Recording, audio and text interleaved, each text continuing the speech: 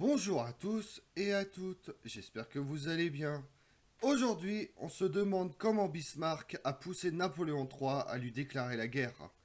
Le 19 juillet 1870, le chargé d'affaires de l'ambassade de France présente une déclaration de guerre à l'Empire français au chancelier Otto von Bismarck. Celui-ci déclare se sentir affligé, mais dans la réalité, il jubile, car le piège tendu à Napoléon III a fonctionné à merveille. L'Empire français devient l'agresseur.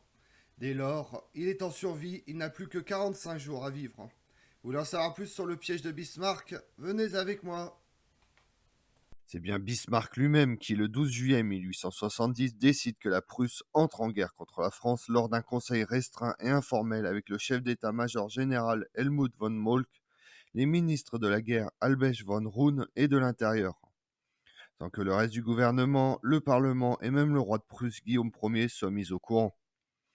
Le chancelier estime en effet tenir une occasion en or d'ajouter l'ultime pierre à l'édifice qu'il construit patiemment depuis son arrivée à la chancellerie en 1862, à savoir unifier l'Allemagne sous la direction de la Prusse.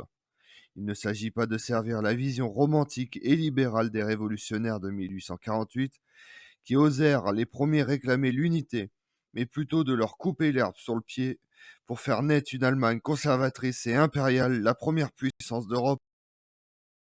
Dans son projet, Otto von Bismarck avait trois obstacles à surmonter. Le premier, rallier l'opinion allemande à l'idée d'une Prusse championne de l'unification alors qu'elle s'était plutôt illustrée jusque-là dans la répression des mouvements révolutionnaires. Ces objectifs est rempli grâce à la guerre de 1864 qui confisque au royaume de Danemark ses territoires germanophones lors de la guerre dite des guerres de duché, qui voit l'intervention conjointe de la Prusse et de l'Autriche contre le Danemark à propos du statut des duchés germanophones du sud du pays. Deuxième obstacle à éliminer, la concurrence de la puissante Autriche, présidant une confédération germanique, héritière du Saint-Empire romain germanique et gouvernée pendant des siècles par la dynastie d'Habsbourg. Ce dernier sera fait lors de l'écrasante victoire de Sadova le 3 juillet 1866, qui contraint Vienne et ses alliés, la Saxe, la Bavière, le Wurtemberg, Bade et Hanovre, à reconnaître la prépondérance prussienne au sein d'une nouvelle confédération d'Allemagne du Nord. Reste donc le troisième obstacle, contraindre la France à se résigner à l'ascension prussienne. Entre 1867 et 1870, Paris et Berlin s'efforcent de rallier les puissances européennes à leur cause. À ce jeu de dupes, Bismarck est maître et la France se trouve vite isolée. L'Autriche serait un partenaire tout désigné pour venger Sadova, mais le souvenir de la guerre de 1859, où Napoléon III a soutenu face à elle l'unité italienne contre la cession de la Savoie et de Nice, n'y aide pas.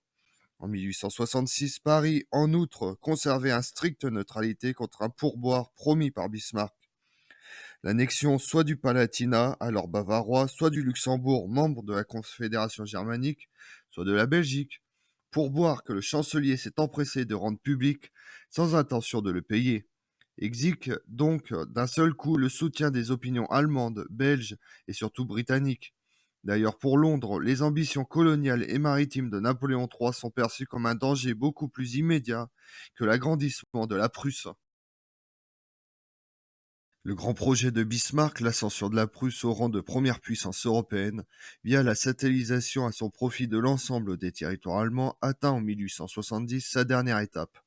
Après avoir réglé la question danoise en 1864 et supplanté l'Autriche au terme de la guerre de 1866, il reste encore à isoler et à abattre la puissance française. Le piège tendu fonctionne d'autant mieux qu'il s'appuie à la fois sur l'arrogance et la naïveté politique française, précipitant par sa déclaration de guerre de juillet une unité allemande qu'elle prétendait justement prévenir. Alors que l'Empire français disparaît le 4 septembre, l'Empire allemand est lui proclamé le 18 janvier 1871. Qui d'autre pourrait soutenir Paris? Pas la Russie du tsar Alexandre II, dont le souvenir de la guerre de Crimée 1853-1856 est cuisant, et Bismarck encore et toujours cajole en coulisses. L'Italie de Victor Emmanuel II peut être redevable de son unité nationale à la France. Le parti conservateur catholique, pilier du régime de Napoléon III, refuse obstinément le retrait des troupes françaises, protégeant à Rome l'indépendance de ce qui reste des États pontificaux. En 1863 et 1867, la troupe a même tiré sur les patriotes italiens qui tentaient de prendre la ville. L'Italie restera donc neutre. Restent les États d'Allemagne du Sud, à commencer par le royaume de Bavière de Louis II, traditionnellement proche de la France, mais indigné par la politique des pourboires et désormais lié par un trait défensif imposé par Berlin. Or, ce traité arrive à échéance à la fin de l'été 1870. Bismarck doit à tout prix avoir sa guerre avant l'automne.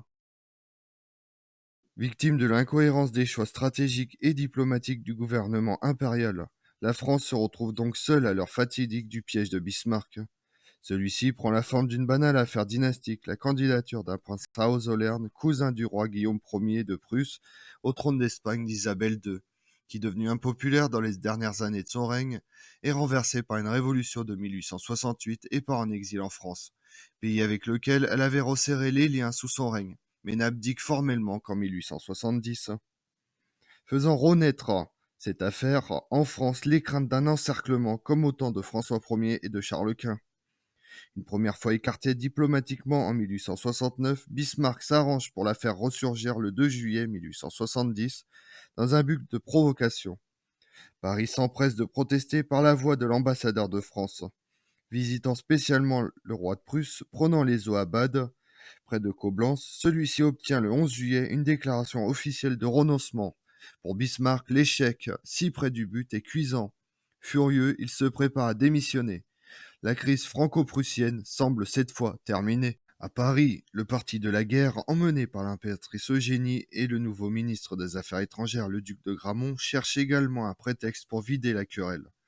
La prudence d'un empereur malade et depuis Sadova très inquiet de la situation stratégique et militaire de la France malgré une amorce de réforme n'a pas suffi.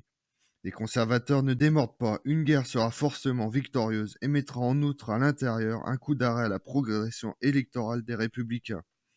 Le 12 juillet, ils obtiennent de Napoléon III, affaibli par les atroces souffrances du mal de la pierre, des calculs rénaux, d'exiger du gouvernement prussien la garantie que la candidature à Hohenzollern ne reviendra plus jamais sur le tapis. L'ambassadeur de France transmet la nouvelle requête à Guillaume Ier, qui, toujours à Bade, mais n'appréciant peu cette marque de défiance et considérant l'affaire déjà réglée, refuse une nouvelle audience à ce sujet. Tandis que l'ambassadeur de France rencontre à Paris sur le ton de l'apaisement et que Guillaume Ier fait de même à Berlin, Bismarck, qui dîne avec Rohn et Moltke, prend connaissance de la dépêche du roi et réalisant immédiatement le potentiel qu'il peut en tirer. Un compte-rendu subtilement altéré à destination de la presse et des ambassades fera passer le refus politique du roi pour une cinglante insulte diplomatique. Le piège se referme. Le 14 juillet, comme prévu, le gouvernement français décide que seule une guerre peut laver un tel affront. Et le lendemain, brandissant le compte-rendu incendiaire de Bismarck, devenu la fameuse dépêche d'Ems, de préférence à celui de son propre ambassadeur, obtient de la Chambre des députés le vote des crédits de guerre. De part et d'autre du Rhin, la mobilisation commence. Et pendant ce temps-là, dans le monde, le 1er mars 1870, on voit la fin de la guerre de la Triple Alliance, la défaite définitive de l'armée paraguayenne à la bataille de Cerro Corá contre les armées coalisées de l'Uruguay, de l'Argentine et du Brésil. Le président Lopez fait prisonnier et exécuté. La guerre a réduit de 2 tiers la population du Paraguay, qui, exsangue, survit grâce à la division de ses vainqueurs. Il perd 1 tiers de son territoire au profit de l'Argentine et du Brésil. Le 20 septembre, on voit la prise de Rome provoque l'annexion de la ville au royaume d'Italie et le décret mettant fin à l'existence des États pontificaux et du pouvoir temporel des papes. Le 16 novembre 1870, les Cortés approuvent la candidature d'Amédée de Savoie comme roi d'Espagne. Fin de règne en 1870. La candidature de Léopold de Hohenzollern au trône d'Espagne est à l'origine de la guerre franco-prussienne.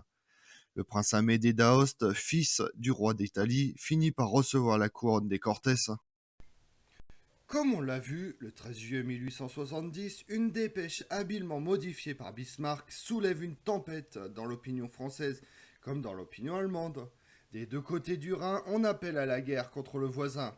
C'est le début d'un terrible enchaînement qui va changer la face de l'Europe et la mener aux prémices de la Première Guerre mondiale. Je vous remercie d'avoir suivi cette vidéo en ma compagnie. Si vous voulez connaître mes autres vidéos, retrouvez-moi sur ma chaîne YouTube Tout sur l'Histoire avec Damien, mais également sur les réseaux sociaux, Twitter et Instagram, Histoire Damien. Et pensez à liker, commenter et vous abonner. Je vous remercie à tous.